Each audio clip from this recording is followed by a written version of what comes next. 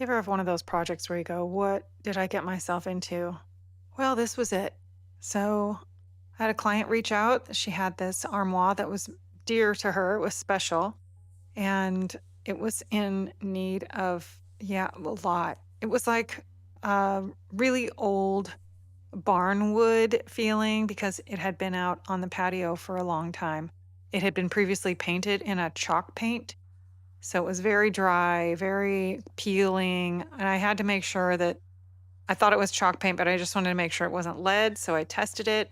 Wasn't lead, so I got right to work, scraping and scraping and scraping some more and then some more.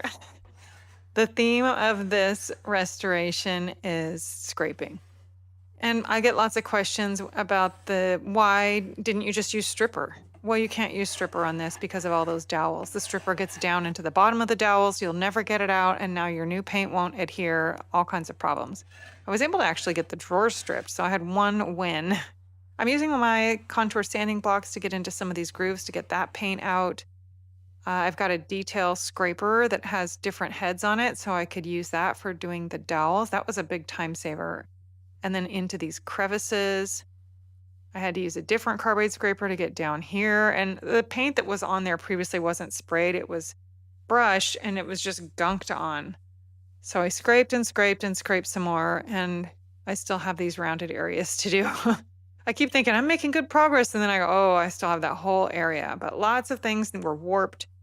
These boards were in, it's totally separated. So I had to sand that, scrape that, and then fill that in with Bondo. I did that on the outside and the inside. Taping off this mural, which the client wanted to keep. She had had that painted, so I made sure I was preserving it. But into the tent for some primer. After that dried, time for some paint. Now, paint is not as easy as it looks because there's so many sides to these dowels. So you can do the front and then the sides, but making good progress. So every angle had to be done. I got all the paint, all the top coat, took the tape off, and it's damaged.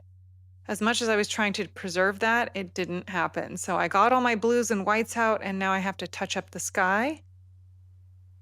And that actually blended better than I thought it was going to. But let's take a look back at where we started. And here we are now.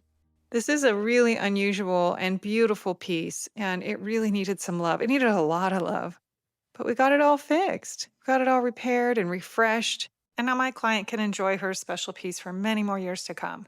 So if you like these types of makeovers where I show you the good, the bad, and the ugly, and all the steps in between, be sure to follow for more.